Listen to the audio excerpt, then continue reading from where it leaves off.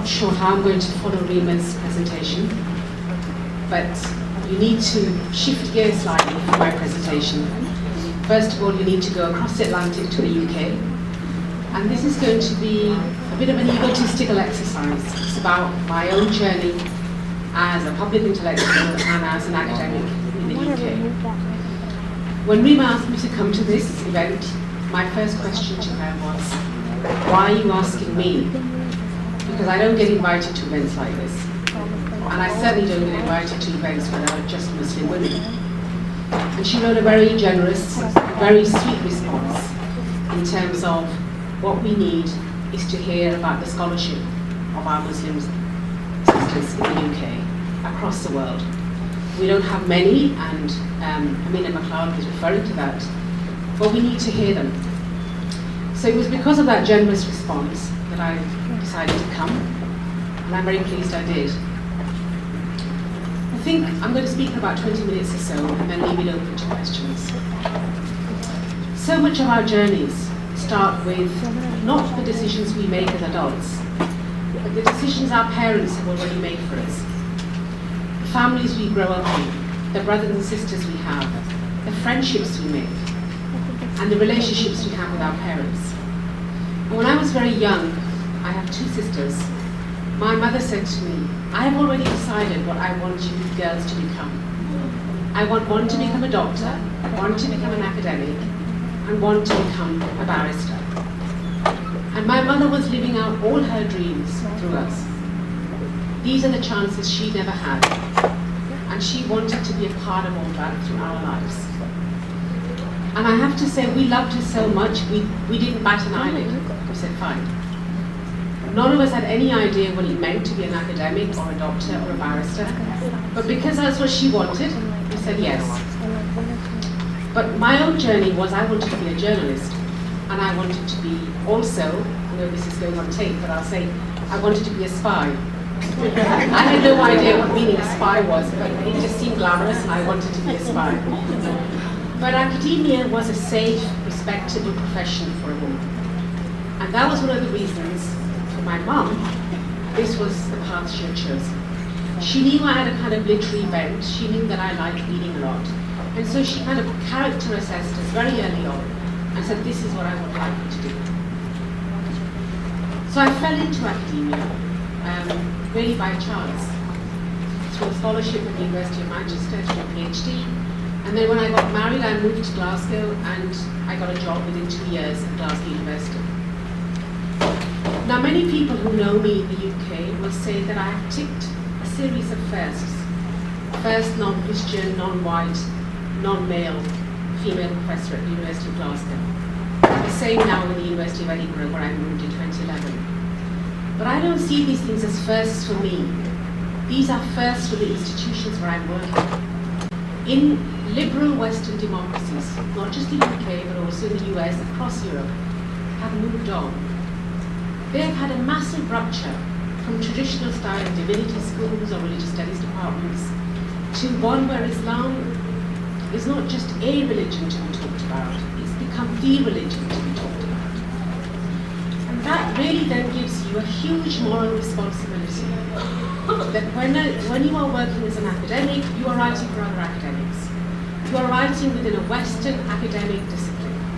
You have to have objectivity, you have to be non-apologetic, you have to write as if you were writing a paper on the history of something. There is no me when I'm writing about my fiqh works. There is no me of how I live my Islam when I'm looking at the issue of evil in Christianity and Islam. There is no me when I'm writing a paper to give at an academic conference. But when I'm asked to speak about myself, I realize that actually walking that tightrope between your personal piety, your personal faith, and a kind of academic discipline was perhaps always in my blood. Partly because I never took anything at face value. I was growing up at a time in my late teens, people were turning to what I would call a more puritanical version of Islam. That Islam was this, and it couldn't possibly be that. And when I look at Islamic legal texts, fiqh tradition, or the Kalam tradition, I see that these scholars, everything was up for discussion. They didn't say you have to do this and you have to do that, and a good believer is this and a bad believer is this.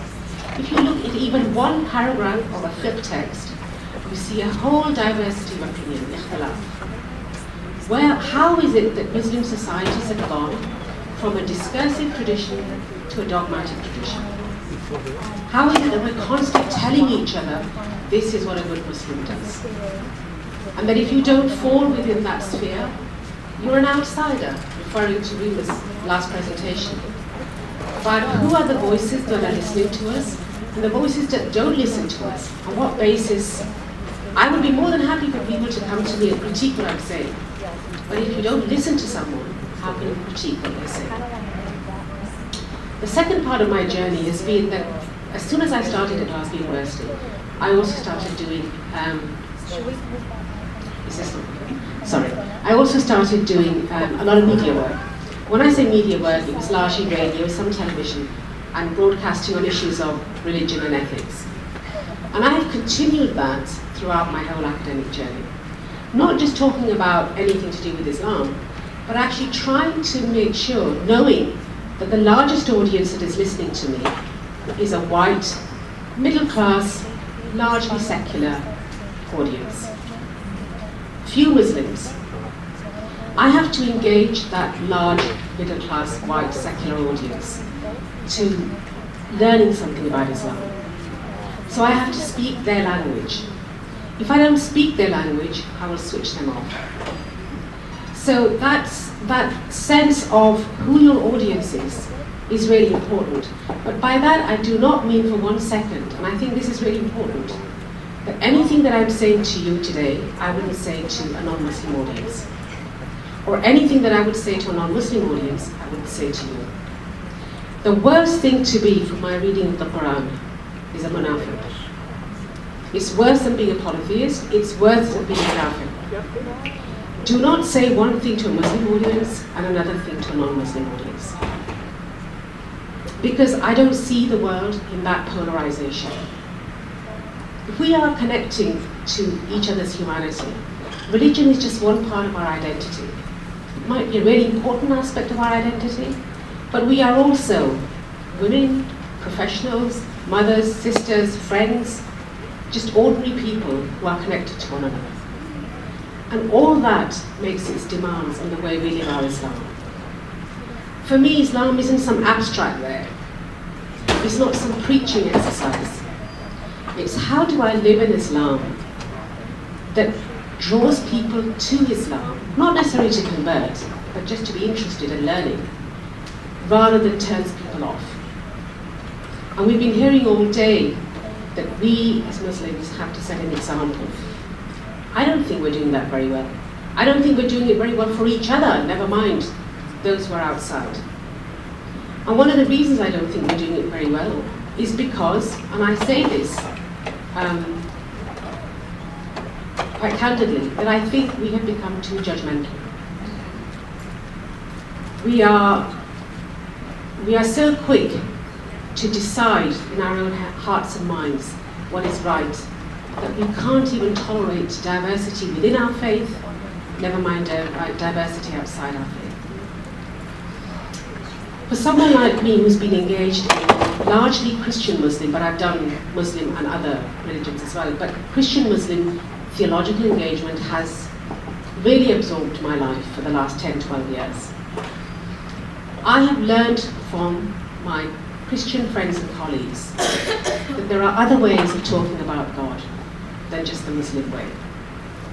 There are other ways of looking at the compassion of God, the love of God, the mercy of God, other than just the Muslim way. Not that the two need to be exclusive, there can be overlaps, but rather than to say we do not have anything in common with anyone outside our faith, we are not necessarily looking for contrived commonalities, but just how do pious people of any religious faith observe their devotion to God? How is their devotion any less than my devotion? I can't say at all that their devotion is any less than mine. That conviction that we have that Islam is the last religion therefore it is the final religion, therefore it is the only religion, I think has led us down a very dangerous path. We have become intolerant. And I don't mean necessarily intolerant in the sense that we criticize other people all the time, but the fact that we don't listen to other voices who are talking also about God. And for me, that journey is a transformative journey, because unless you listen to how somebody who has given up their whole life in worship of God, but who does not belong to the same faith as me, talks of God, I am going to be able to learn something from that person. There's no way I cannot learn something from that person. However his or her understanding may be different to mine, I believe that we are worshipping the same God. And that when the Quran addresses itself to humankind, God does not gain anything from our worship of him. God is not influenced or affected by whether we do 5 prayers or 2 prayers, all our fasts, no fast. The only way we can live out some sense of mercy and compassion and devotion to God is in our relationships to one another. If you read the kind of hadith that talk about, or the Sufi traditions, which talk about a person saying, "Oh God, I did this, but you have not accepted my Hajj. Oh God, I did this, but you did not accept my fasts." The response is always, "But did you do this with my creation? Did you do this with your fellow brothers? Did you do this with the rest of humankind?" And I also wanted to look at something else, and this has been a consequence of my own journey in academia, but a consequence of me being surrounded largely by non-Muslims. All my students are non-Muslims, apart from 2 PhDs.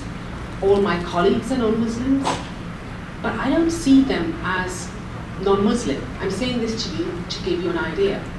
They're just people with whom I'm learning something. They can be friends, they can be very close friends.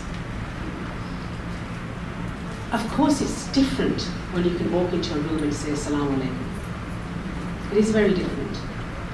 But it is not different necessarily in a negative way if you walk into a room and you have a mixed audience and you know that somehow you have to capture their attention with what you're going to say as a Muslim, as a woman, as a non-white. 3 things that I'm never going to escape from. As soon as you go into a room, people are going to have expectations of you and make judgments on you. And if we want people to think of Islam in more sympathetic ways, then we have to be visionary, not reactionary. We have to start talking less about Islamophobia and more about what is it that we're doing wrong. We have to clean up our own backyards before we start criticizing other people.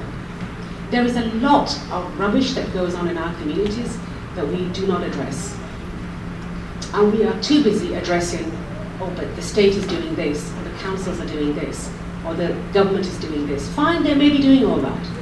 But then we also have to ask, why are so many people doing certain things? We have to think, what is it that we are not doing that makes people think Muslims are the only community at the moment that are a religious problem? We can say, till kingdom come. We are not. We're a peace-loving religion with this, with that. But what we reflect in society is not a peace-loving religion. What we reflect in society is it's a defensive, apologetic group of people who are constantly saying that we're hard done by. Not everybody's saying that, but enough voices are saying that for people to be turned off. The cultural context in which all of us are living, the majority of us, is Western liberal democracies.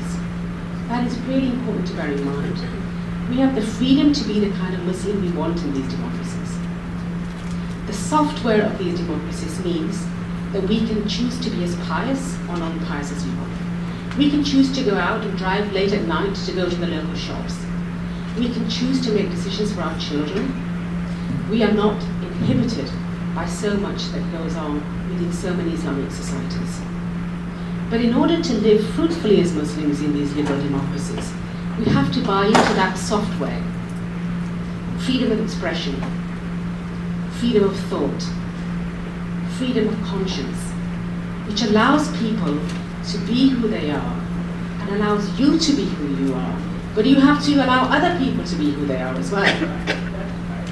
And if other people are saying things that you don't like about your religion, well, that comes with being part of a Western liberal democracy.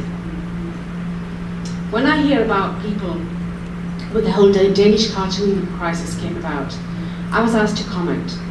And I asked the question, one of the things that Muslims don't seem to recognize in liberal democracies is that almost nothing is sacred anymore. Everything is up for derision. Everything is up for critique. That there are certain things you can't touch. But actually, if you look at the intellectual history of Islam, everything could be touched. People were even debating the oneness of God. How have we gone from that confidence, that intellectual curiosity, that philosophical curiosity, to a state where we are so defensive about Islam that we don't want to talk about anything other than what we think is the right way to be a Muslim? There is no one right way to be a Muslim. There are lots of ways to be a Muslim. You know, there's a saying, a very famous saying by an Indian Sufi saint, Abdul Quddus of Gangoh, who said that the Prophet went to the heavens, referring to the Miraj story, and returned. Muhammad of Arabia went to the heavens and returned to this earth. By God, if I had gone to the heavens, I would never have returned. But you see, we are not prophets, we're just ordinary human beings.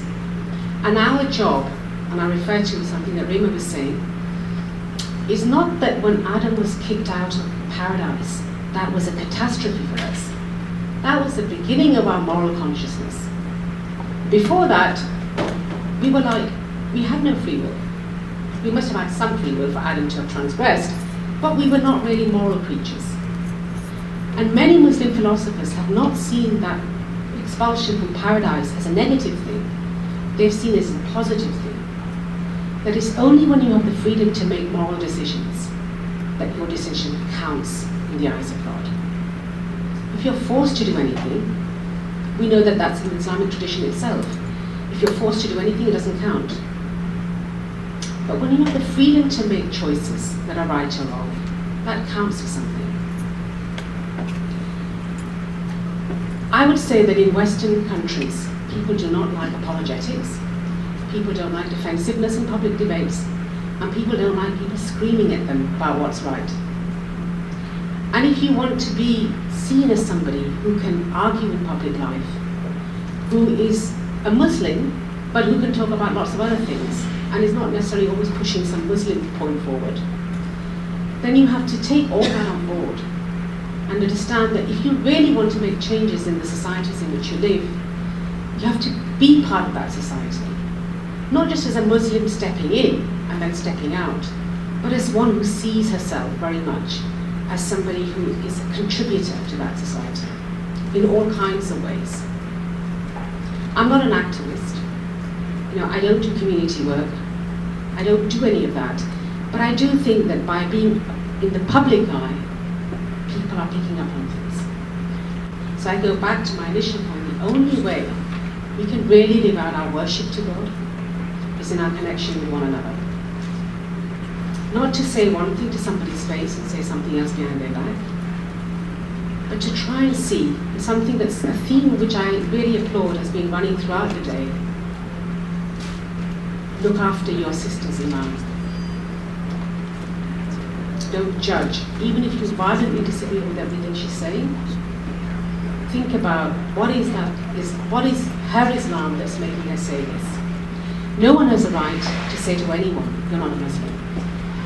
No one has the right to say that. But all the time we're reading in the media, so-and-so did this, he's not a Muslim. People do all kinds of horrible things in the name of Islam. Still, we don't have the right to judge them as non-Muslim. But we do have a moral duty, an ethical duty. Those of us who are our mothers, how are we raising our children to become citizens, loyal to their country, loyal to their faith? That's important. It's not just loyalty to faith that matters. You can't be loyal to your faith in a vacuum. You have to be loyal to your faith in a cultural context.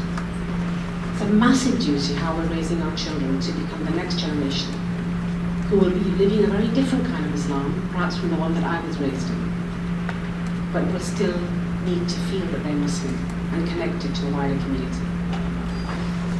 But again, I would say, this is not a conversation between Muslims and non-Muslims. Never in my life have I looked at life as a conflict between two. It has to be about all of us connected. Thank you.